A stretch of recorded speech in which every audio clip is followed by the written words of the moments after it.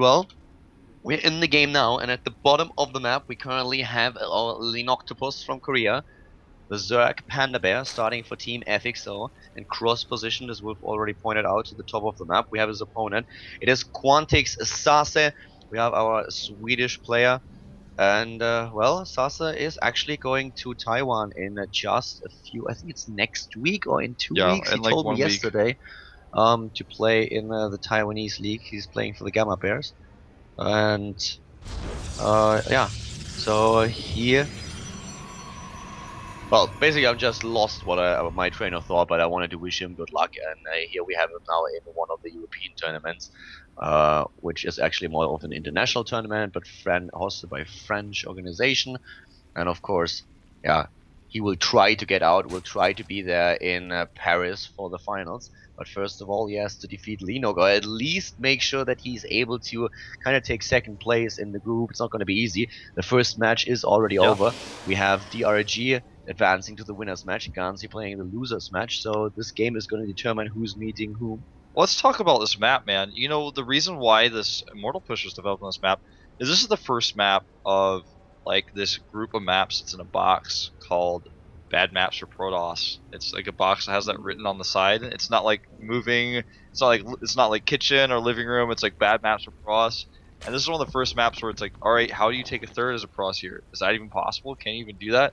Then on top of that, the third base for the Zerg has rocks. It's a little bit far away, so it works really well for an Immortal Push there because of the way the ramps work too. So those things added up for us. Like, how do I take a third? And he just has to take a third that's kind of hard too, so I'm just going to kill him. I'm not going to try to take a third on this map. The push developed, then we started to have new maps like the Abyssal City.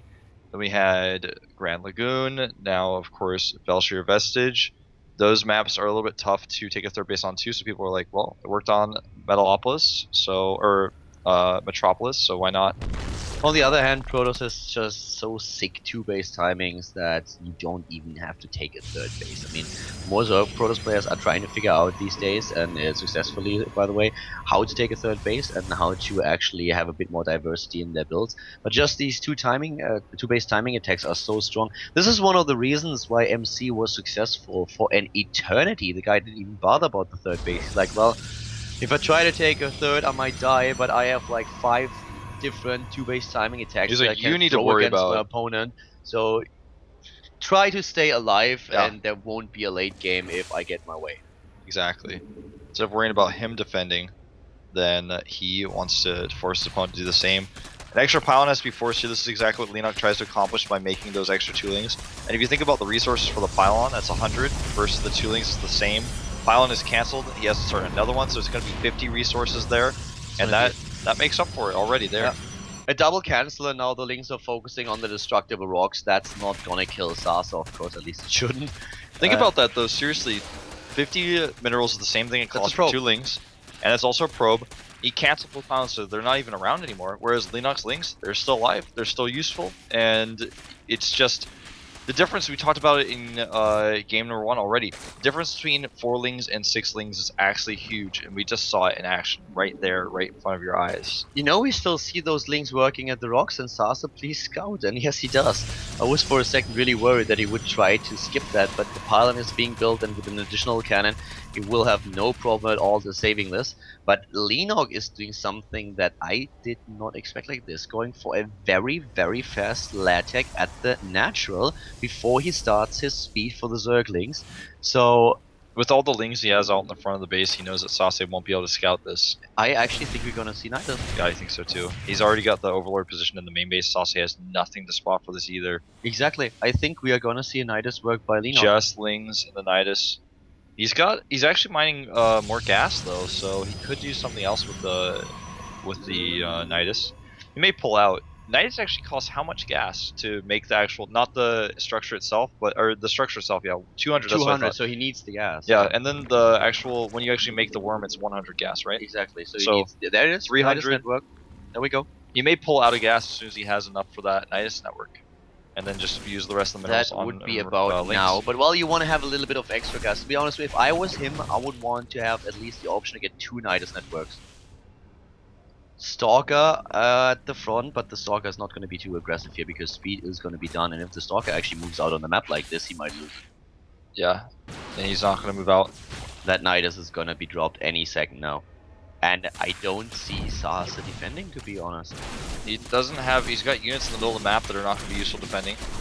A third base for Sase even. There is no way he's gonna save that. There's the Nidus network, completely 20. unscouted. There is nothing going on for Sase.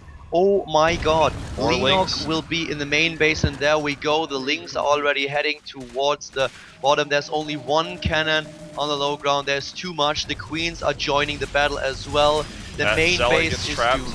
The main base and maybe even the natural. Yeah, well, he's got to make sure he defends his queens, doesn't want to get too close to those cans, and also wants to make sure that he fights the zealots really cost efficiently. The third base has been spotted by the Lynx that were attacking the rocks. The third will never survive. The main base is already being Twilight killed. Council is to be cancelled. His robotics is unpowered. Robotics not too useful in this case. Well, actually, he might be able to save this main bin out there. not with the Lynx on the queen there. The +1 attack upgrade is done for the Zealots, but still, this is too many Zerglings. And now we have Leenock heading into a Hydralisk of all things. Cool micro here by Sase, actually using his broken stop position, trying to help the sentries out, and actually Might be able to throw this back now.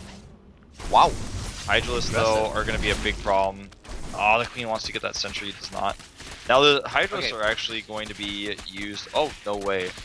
He Wow. sneaks a few Zerglings in and tries to go for another transfuse. That was kind of weird. Late.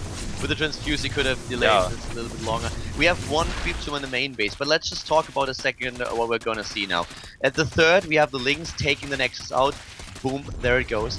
So the entire tech of Sase has been delayed, and Leenock is still on low economy, but he has the Hydralisk den ready, and now 10 Hydralisks are building. And Wolf, what is the thing that you need against Hydralisks? You need Colossi, man, or you need a ton of cannons and sentries. Yeah, and both of these things Sase does not have. Now, we're going to see a Nidus now not in the main base, but at the front, where Yeah. those Lings are. There it is. And there's just no defense.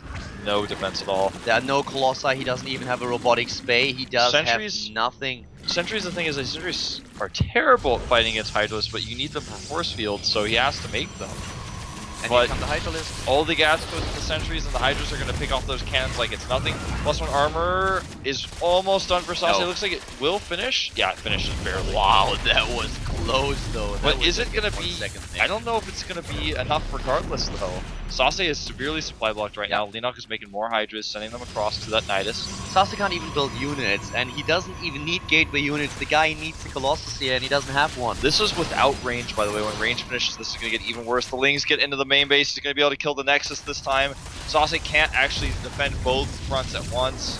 Exactly, he can try to defend one thing, but not everything, and those Hydras are still going Really strong. nice micro, though. He actually picks up one of the Hydras here, but the Nexus will fall. Yeah, the Nexus is gone. The Nexus in the main base is dead, and now here comes the Queen. Will spread creep, give the Hydras a bit of a speed boost.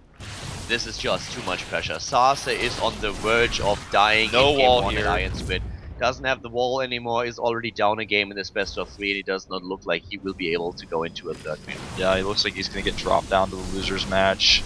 But don't fear, going to the loser's match, he still has a chance, of course. Another Nidus, this time in the main base. Yeah, that's going to give him a vision on the high ground. Also, he's going to be able to fire down on these units if he wants to. He can just easily transfer his units between the bases, and he may do just that right away.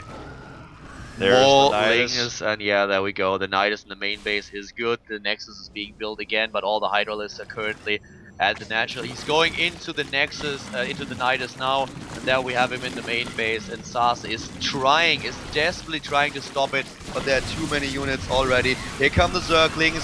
Creep here for the Hydras. They have range now. This is too much DPS. Too much. Sase is going to have to GG. Look at that. Even the Queen firepower you can transfuse. He's got the extra DPS of the Queens. The new range really helps them out as well. And he's going for the creep tumors now, trying to spread the creep as fast as possible in the main base of his opponent. Sase is being siege up on every single front, at the natural, in the main base, and this robotics facility is just not gonna make it. Nope. He's making an Immortal because he's desperate, but Immortal's not good against Hydralisk very much. Yeah, the shield gets activated, but now Sase is he's fighting transferred. though. I mean, he's trying to hold on here. He's desperately trying to just make this work somehow. He just does not have the numbers. The army supply is 42 against 13, and It's a valiant effort, and he really fights as well as he can, but the big problem for him is it's just not enough. He doesn't have the right units, and he doesn't have the numbers either. Look at how fast the Immortal Shield goes down with all the DPS the Hydra has put out. This is going to be the last stand of Sase. He's got money, but he doesn't have production. His gateways are unpowered. And finally he will fall. It really was a valiant effort. I am impressed. Yeah, he really fought as well as he could, but in the end, it's Leenock who takes the series with a 2-0.